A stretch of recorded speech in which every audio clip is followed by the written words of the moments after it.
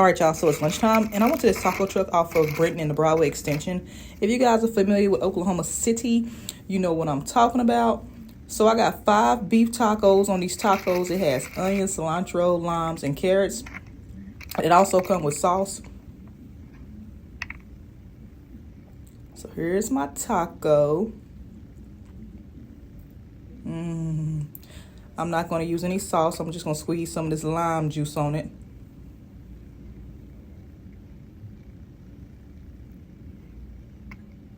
Does anybody want to bite? I do.